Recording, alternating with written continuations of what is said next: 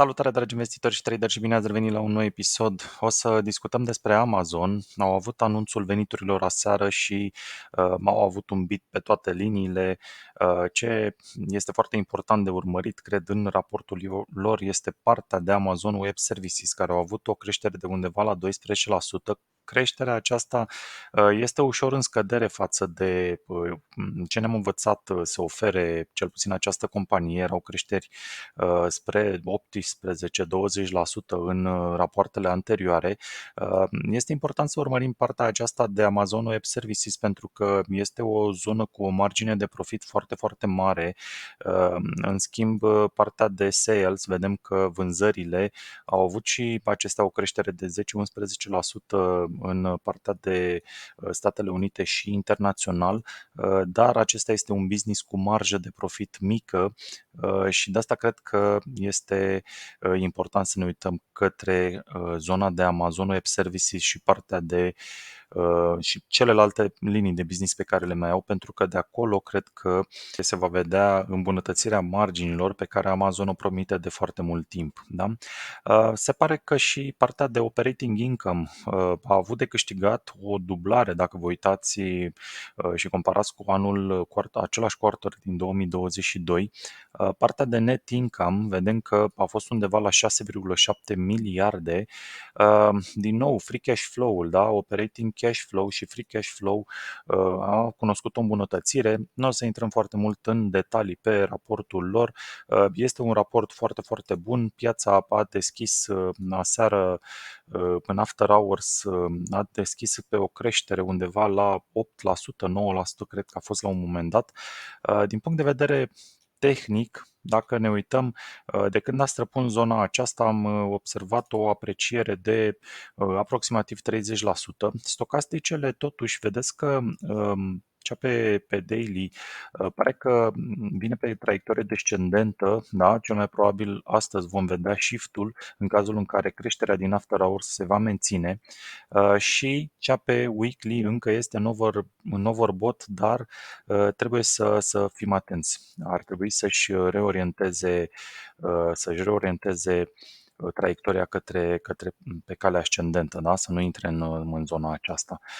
Ca și nivele importante, cred că un nivel foarte, foarte elevat pe care l-ar putea atinge acum după anunțul veniturilor este undeva la 145, da? Cred că va deschide undeva către 140 dacă își va menține creșterea de aseară.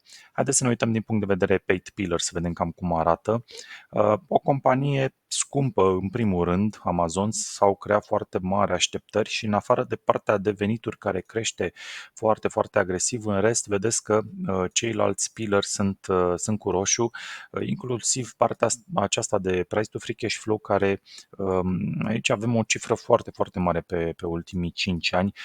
Din nou, treaba asta se trage cumva din marginile de profit foarte, foarte mici pe care le oferă și așa cum vă spuneam și în începutul episodului, faptul că Amazonul a promis că își va dubla marginea în timp, o să vedeți că și analiștii estimează ceva asemănător, dar dacă vă uitați la profit marginul pe perioada până în acest moment este undeva către 1% de la 3,84 cât era în ultimii 5 ani. Da?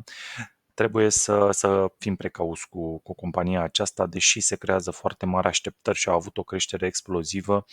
Cred că la un moment dat piața va avea un shift de sentiment și cred că atunci va fi momentul când vom aloca, cel puțin eu voi aloca o poziție către această companie. Din nou, o problemă pe care o văd, dar este o companie care crește foarte, foarte agresiv, are o infrastructură extraordinară. Vedeți că are ceva probleme cu datoriile. Sunt 30 de ani aproximativ în care își pot plăti datoriile cu free cash flow pe care îl generează.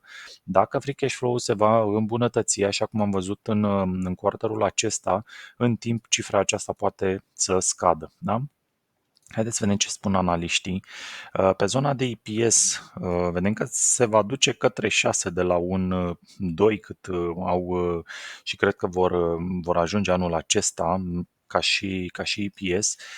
Pe zona de venituri, vedeți că sunt creșteri de două cifre, aproximativ 10-11% aș spune. O să vedeți că n-am fost deloc conservator cu Amazon. Am încercat să scot un preț cât mai aproape de prețul actual și deși o să vedeți că o să încercăm și cu margini ceva mai mari de profit și creșteri pe care vedeți că nu le mai oferă. Anul acesta ne vom duce către un 10%. Vedeți că prețurile sunt destul de mici. Eu l-am în watchlist undeva la 50, poate uh, la 60 și aș începe să fac average sau să vând niște puturi, dar uitați-vă că dacă alegem, nu știu, 7%, deci o îmbunătățire a marginilor pe toată linia, nici măcar atunci nu ar justifica prețul actual, care, v-am spus, s-a dus către 140. Cam asta este teza mea din spatele Amazon. Vedeți că și pe partea de P/E ratio și price to free cash flow am pus cifre ceva mai mari. Este destul de greu să prinzi această companie în zona de buy dacă îți dorești să ai și o margine de siguranță. Nu spun că nu va putea crește și să depășească all-time high-ul pe care l-a avut de 180, dar eu unul nu o să-mi asum riscul să cumpăr la prețurile actuale pentru că nu mi oferă marginea de siguranță pe care știți că îmi place să o aplic. Sper să vă ajute episodul. O să încerc să înregistrez și episodul pentru Apple, să ne uităm și pe raportul lor. Au avut și ei un slightly beat, aș spune, dar au tras câteva semnale de alarmă și o să vreau să ne uităm pe raportul lor, să stabilim și pentru ei un preț de intrare. Vă spuneam că Amazon este un jucător important din zona aceasta de retail.